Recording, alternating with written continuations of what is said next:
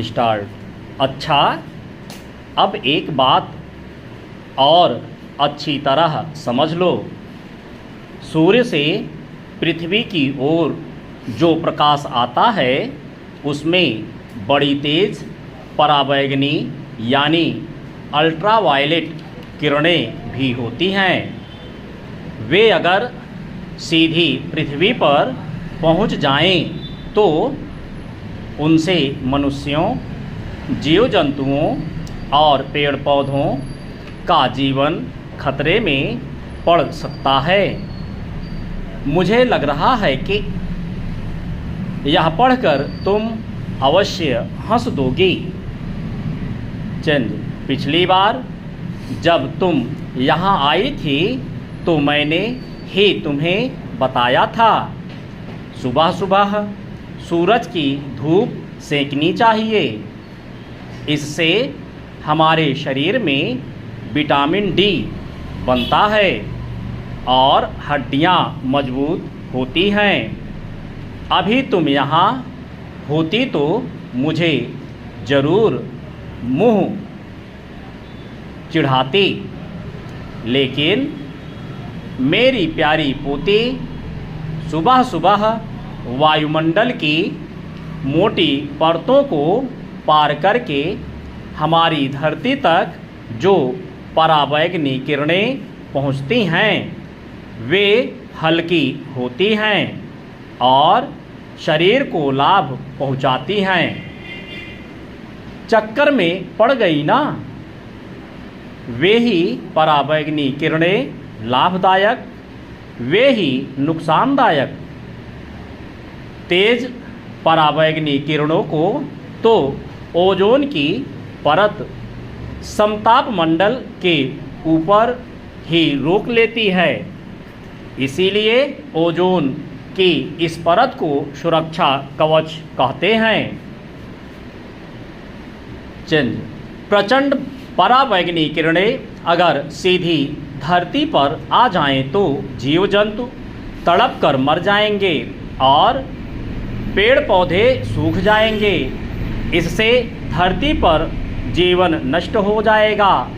जानती हो, वैज्ञानिक कई सालों से चेतावनी दे रहे हैं कि ओजोन की परत में छेद हो रहा है।